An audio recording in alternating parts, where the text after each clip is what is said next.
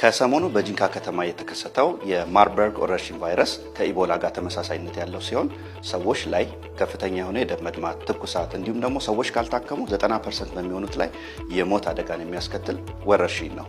ይህ ወረርሽኝ ከዚህ በፊት ካየናቸው ቫይረሶች ውስጥ በጣም አደገኛና ገዳይ የሆነ ቫይረስ ነው። ሰላም ቤተሰቦች፣ ዶክተር ኤርሚያስ ነኝ። ዛሬ በዚህ ወረርሽኝ ምንነት፣ የመተላለፊያ መንገዶች እንዲሁም ደግሞ በመከላከያ ዘዴዎች ላይ እንነጋገራለን። ይህ ወረርሽኝ በማርበርግ በሚባለው ቫይረስ የሚከሰት ነው። በተለይም ደግሞ ከሰብሳራን አፍሪካ ወይም ከሳራ በታች ባሉ አፍሪካ ሀገራት በተደጋጋሚ ጊዜ እየተከሰተ የሞት አደጋን የሚያስከትል ነው። በቅርቡም በኡጋንዳ፣ ዲሞክራቲክ ሪፐብሊክ ኦፍ ኮንጎ እንዲሁም ደግሞ በታንዛኒያ ጊኒም ተከስቶ ጥቂት ሰዎች ላይ የሞት አደጋን አስከትሏል። በእኛ ሀገርም በጤና ጥበቃና የህብረተሰብ ጤና ኢንስቲትዩት በሰጡት መግለጫ መሰረት በ8 ሰው ላይ ይህ የቫይረስ ምልክት እንደታየና የተወሰኑ ሰዎችም ደግሞ እንደሞቱ ተረጋግጧል። ታዲያ የዚህ ቫይረስ መተላለፊያ መንገዶች ምንድን ናቸው? የመጀመሪያው እንግዲህ በዚህ ቫይረስ የተጠቃ የሌሊት ወፎች ወደ ሰው ሊያስተላልፉት ይችላሉ። እንደ ፍሩት ባትስ የሚባሉ የሌሊት ወፍ አይነቶች በተለይም በዋሻ እንዲሁም ደግሞ በማዕድን ቁፋሮ ላይ የሚሰሩ ሰዎች ወዳሉበት ቦታ ሊያስተላልፉ ይችላሉ። ሌላው ደግሞ በበሽታው የተጠቃ ሰው ጋር ንክኪ በመፍጠር የቫይረስ በትንፋሽ አይተላለፍም፣ ግን በንክኪ ለምሳሌ የፈሳሽ ንክኪ፣ ላብ፣ እንደ ሽንት፣ ሰገራ እንዲሁም ደግሞ የደም ንክኪ ካለ ከአንድ ሰው ወደ ሌላ ሰው ሊተላለፍ ይችላል። ሌላው የበሽታው መተላለፊያ መንገድ በዚህ በሽታ ተጠቅቶ የሞተ ሰውን አግባብነት ባለው መንገድ ሞተውን አስክሬኑን በሚሰራበት ሰዓት ጥንቃቄ ካልተደረገ ይህ በሽታ ሊተላለፍ ይችላል። ሌላው በበሽታው የተጠቃ ሰው የተጠቀማቸውን ለምሳሌ እንደ ልብስ፣ አንሶላ፣ መርፌ በሚጠቀሙበት ሰዓት በሽታው ወደ ሌላ ሰው የመተላለፍ እድል ይኖራል። የበሽታው ምልክት በምናይበት ሰዓት አንድ ሰው በሽታ ካለበት ሰው ጋር ንክኪ ካለው ምልክቱን እስከሚያሳይ ከ2 እስከ 21 ቀን ሊፈጅ ይችላል። በአማካኝ ግን በ7 ቀን ውስጥ የበሽታው ምልክት ሊታይ ይችላል። የበሽታው ምልክቶች መጀመሪያ ላይ የሚታዩት ምልክቶች ለምሳሌ እንደ ከፍተኛ የሆነ ትኩሳት፣ ራስ ምታት፣ ብርድ ማለት፣ የጡንቻና የመገጣጠሚያ ህመም ስሜት ሊኖር ይችላል። ከዛም በሽታው እየቆየ በሚሄድበት ሰዓት የተለያዩ አይነት ምልክቶችን ሊያሳይ ይችላል። የትንፋሽ ጥርጥር ማለት ሊያመጣ ይችላል። እንዲሁም የደረቱ ጋር ሊመጣ ይችላል። ሌላው በደረት በጀርባና በሆድ ላይ የሚታይ የማያሳክክ አይነት የቆዳ ሽፍታም በታማሚው ላይ ሊታይ ይችላል።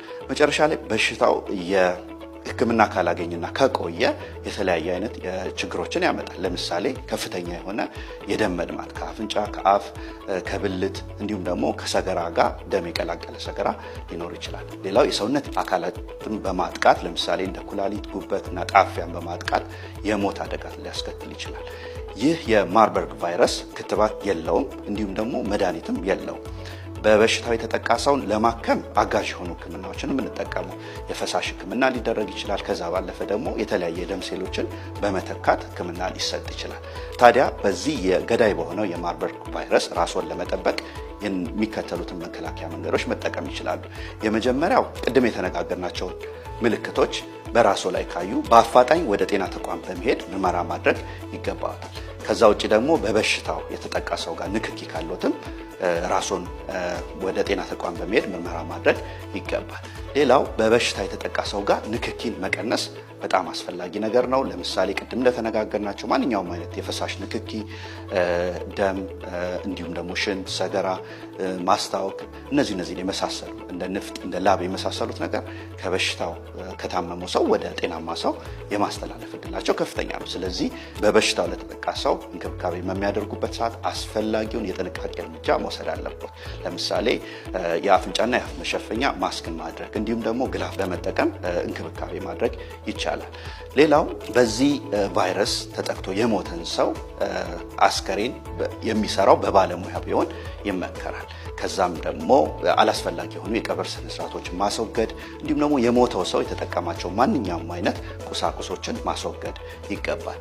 ሌላው ቶሎ እጅን መታጠብ እንዲሁም ሳኒታይዘር መጠቀም አስፈላጊ የሆነ የጥንቃቄ እርምጃ ነው። በመጨረሻም እንግዲህ የህብረተሰብ ጤና ኢንስቲትዩትና ጤና ጥበቃ ሚኒስቴር የወረርሽኙ ምንነት ለማወቅ የሄዱበት ፍጥነትና የወሰዱት እርምጃ የሚደነቅ ነገር ነው። እርሶም ከላይ የተነጋገርናቸውን የጥንቃቄ እርምጃዎችን በመከተል ራስዎን ከዚህ ገዳይ የሆነ ቫይረስ ይጠብቁ። ኢና ሊላሂ ወኢና ኢለይሂ ራጂዑን። አሰላሙ አለይኩም ወራህመቱላሂ ወበረካቱ። ውድና የተከበራችሁ የቻናሌ ተከታታዮች እንዴት ናችሁ? ከኔ ጋር አልሐምዱሊላህ ረቢል ዓለሚን። እንግዲህ ያው ሀገራችን ላይ የሚፈጠረው ነገር በጣም የሚያሳዝን ነው። በእንቅርት ላይ ጆሮ ግድፍ የጦርነቱን ሳንጨርስ እንደገና ወረርሽኝ። አላህ ይጠብቀን፣ ብቻ አላህ ይጠብቀን። በኮሮናም ጊዜ ከዛ በፊት ባሉ ወረርሽኞችም አላህ ጠብቆናል። አሁንም እኛንም ቤተሰቦቻችንም አላህ ይጠብቅልን። በዚህም ላይ ደግሞ ጥንቃቄ ማድረጉ ተገቢ ነውና ምልክቶቹን እንዴት እንደሆኑ እነሱን ደግሞ በቪዲዮ ይዤላችሁ መጥቻለሁኝና እነሱን እንከታተል። በድንገት የአምስት ሰዎችን ህይወት የነጠቀው እንዲሁም ደግሞ የከተማዋን ነዋሪዎችና የሆስፒታሉን ሰራተኞች ሳይቀር ድንጋጤና ጭንቀት ውስጥ የከተተው ይህ በሽታም እንግዲህ ምልክቶቹ ምን እንደሆኑ እየተነገረ ነው የሚገኘው። ይህን ቪዲዮ ሼር እያደረጋችሁ እንዲሁም ደግሞ ሪፖስት እያደረጋችሁ ለበርካቶች እንዲዳረስ አድርጉ። በጂካ ከተማ ውስጥ እንግዲህ እስካሁን ድረስ 5 ሰዎች የጤና ባለሙያዎችን ጨምሮ ማለት ነው 5 ሰዎች ሞተዋል። እንዲሁም ደግሞ 8 ሰዎች በበሽታው ተጠርጥረው እንግዲህ ተለይተው እንደተቀመጡ ጭምር እየተነገረ ነው የሚገኘው። የበሽታው ምልክትም በአፍና በአፍንጫ መድማት እንዲሁም ደግሞ በተለያዩ አካባቢዎች ላይ በድንገት ደም መፍሰስ፣ ከፍተኛ የሆነ ትኩሳት፣ ማንቀጥቀጥ እንዲሁም ደግሞ የተለያዩ ምልክቶች እየታዩ እንደሆነም እየተነገረ ነው የሚገኘው። እነዚህ ምልክቶች ያያችሁ ሰዎች በአስቸኳይ ወደ ሆስፒታል በመሄድ እንዲሁም ደግሞ ራሳችሁን በመለየት እንድትተባበሩ፣ በተጨማሪም ደግሞ የከእጅ ንክኪ እንዲሁም ደግሞ ከተለያዩ የሰውነት ንክኪዎች እንድትቆጠቡና እጃችሁን ቶሎ ቶሎ በሳኒታይዘር እንድታጸዱም ጭምር እንግዲህ እየተነገረ ነው የሚገኘው። ስለ በሽታው የመተላለፊያ ሁኔታ እንዲሁም ደግሞ የተለያዩ መረጃዎች እስኪወጡ ድረስ እነዚህም ጥንቃቄ አድርጉ። ውዶች እንግዲህ እንደሰማችሁት ነው ምልክቶቹን ማለት ነው። ሁላችሁም ለምታውቁት ሰው በሙሉ ለቤተሰቦቻችሁ አዳርሱ። እንደዚህ አይነት ምልክቶችን ካዩ ወደ ጤና ጣቢያ እንዲሄዱ ማለት ነው። የሚገርመው ነገር ይቺ የሌሊት ወፍ የምንላት ማለት ነው ከዚች ነው ማለት ነው በሽታው እየተላለፈ ነው። በሽታውን ይዛ እየመጣችው ይቺ ወፍ ናት ብለዋል። እንግዲህ በጣም የሚያሳዝን ነገር ነው። አላህ ይጠብቀን፣ ሁላችንም አላህ ይጠብቀን። እንግዲህ ደግሞ ኮሮና ብለን አልቆ ነበረ። አሁን ደግሞ ጦርነት እያስጨነቀን ጭራሽ ሌላ ቫይረስ የሚያስጨንቅ በጣም ከባድ ነገር ነው። አላህ ይዘንልን። ምክንያቱም ይሄ ሁሉ የኛው የራሳችን ስራችን ወንጀላችን ነው።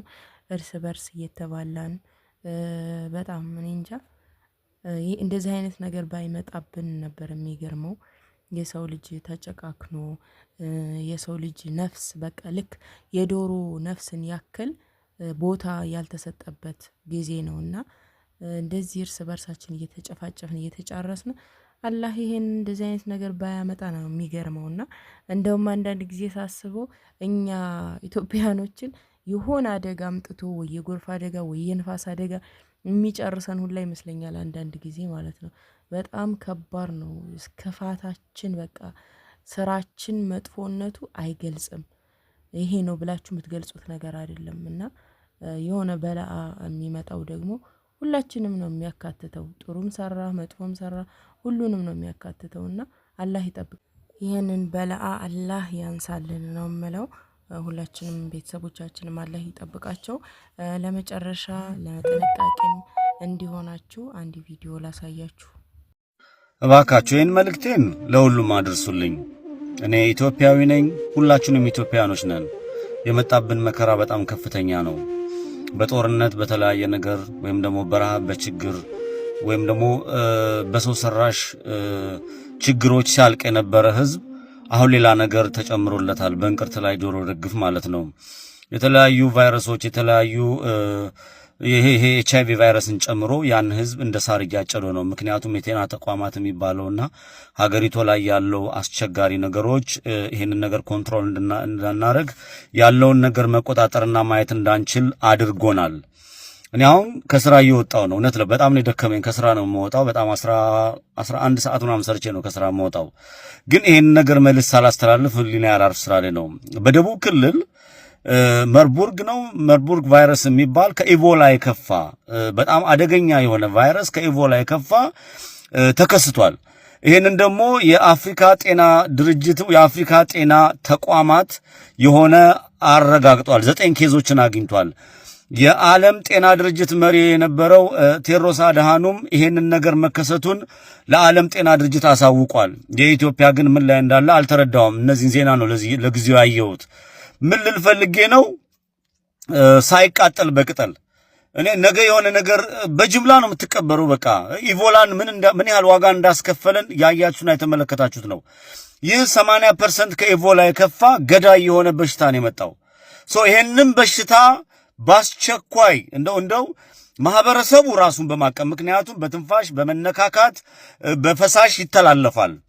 9 ኬዝ ተገናኘ ማለት 9 ኬዝ ተገኘ ማለት ኮንፎርምድ ኬዝ ሆነ ማለት በቀጣይ ከዛ ክልል ተነስቶ ወደ ደብረ ዘይት ወደ ናዝሬት ወደ አዲስ አበባ ወደ አማራ ክልል ወደ ትግራይ ክልል ወደ ተለያየ ክልል ሰዎች ይንቀሳቀሳሉ ለኑሮ ሲባል ያንን በሚንቀሳቀሱበት ሰዓት ይሄንን በሽታ ተሸክመው ሄደው ለሚሰጡት ከሆነ የኛን ህዝብ ተጠጋግቶ የሚኖር በቤተክርስቲያን ውስጥ በመስጊዱ ውስጥ ያለውን ነገር እናቃለን በትምህርት ተቋማት ውስጥ ያለውን ነገር እናቃለን ስለዚህ እኔ ይሄንን መረጃ ይዛችሁ ይሄንን አውቃችሁ ራሳችሁን እንድትጠብቁ ይሄ መንግስት ተብዮ የተቀመጠው ያለው የጤና ተቋማት የጤና ሚኒስቴር ተብሎ ያለው እንደው ኃላፊነት የፖለቲካውን ስርዓት ነው ኃላፊነታቸውን ቢወጡና ለማህበረሰቡ ቢያሳውቁ መልካም ነው ላለው ገዳይ 80% ኮንፎርምድ ገዳይ የሆነ በጅምላ ነው የምትቀበረው በቃ ሌላ ማስፈራራት ምናምን አይደለም እግዚአብሔር ከዚያ ያወጣችሁ ስለዚህ ጥንቃቄ ነው የሚያስፈልገው በተለያየ ዓለም ላይ እንደዚህ አይነት በሽታዎች ሲመጡ ምንድነው የሚደረገው ይዘጋና 100% ክሊር ሆኖ መጣራቱ ሲታወቅ ያ በሽታ በቁጥጥር ስር ሲሆን ያለው ነገር ፍሪ ይደረጋል አሁን ግን ኮንፎርምድ የሆነ ዜና የዓለም የጤና ሚኒስቴርና የአፍሪካ ሲዲሲ የሚባል የጤና ተቋማት አረጋግጧል የደቡብ ክልል ላይ ያላችሁ ትምህርት ቤቶች ቢዘጉ የሃይማኖት ተቋማቶች የራሳቸውን እርምጃ ቢወስዱ ማህበረሰብ የሚሰበሰብበት ገበያ አካባቢ የራሳቸውን እርምጃ ኮንፎርም ጠፍቷል እስኪባል ድረስ ካልተደረገ ያው በጅምላ ቀባሪም አይኖርህም ምንም አይኖርህም ሬሳ እንደንትን እየተጎተተ በጅምላን እንዳትቀበር ስጋት ስላለ ነው ስለዚህ አንዳንዴ ድንቁርናችንን ወደ ጎን አድርገን ሲስተማቲካሊ የምንሻገርበትን መንገድ መፍጠር አለብን ሳይዛመት ወደ ተለያየ ቦታ ሳይሄድ ነገሮቹን እዛው ባለበት ሰብስበው ለማስቀራት መጣር ነው ትንሽ ምንድነው ትንሽ ምላጭ ሀገር ትላጭ ነው በየአካባቢው እንዳይፈነድሳችሁ በየአካባቢው እንዳትወድቁ እኔ ህሊናዬ ይሄንን መናገር ስላለብኝ ነው እኔ ደግሞ አብዛኛው የሚሰማው እኔ ቪዲዮ ኢትዮጵያ ውስጥ ነው ከ80% በላይ ተመልካች ያለኝ ኢትዮጵያ ውስጥ ነው ጨዋነቴን አንደበቴን አስተካክዬ የሰው ሃይማኖት የራሴን ሃይማኖት የትኛውን ብሔር ሳልሰድብ ስለ እውነት የምናገረው ለዛ ነው ስለዚህ ስለ እውነት ራሳችሁ እንድትተርፉ ሰው እንፈልጋለን ያንዱ ጦስ ለአንዱ እንዳይተርፍ ምን መደረግ አለበት የሚለው ማህበረሰቡ እንዲመክርና እንዲመረከት ጥሬን አስተላልፋለሁ እጅግ በጣም አደገኛ የሆነ ገዳይ ቫይረስ ገብቷል ይሄንን መልእክቴን እባካችሁን ለሁሉም ሼር አድርጉ ሁሉም ጥንቃቄ አድርጉ ደንግጥ ሁሉም ሊደነግጥ ይገባል ሊያይ ይገባል በየቤታችሁ ጸሎት አድርጉ እኔ መድኃኒቱ ምንም እንዳለው መረጃ የለም ግን መኖሩን ዘ ጋርዲያን የሚባል ትልቅ ጋዜጣ በአደባባይ ስላወጣው ግን የዓለም የጤና ሚኒስቴርና የአፍሪካ የጤና ተቋም ይሄንን ነገር ኮንፎርም ስላረጋገጠው በጣም ስጋቴ ስለጨመረ ነው ወደዚህ ወደ አደባባይ መጣሁት ሁሉንም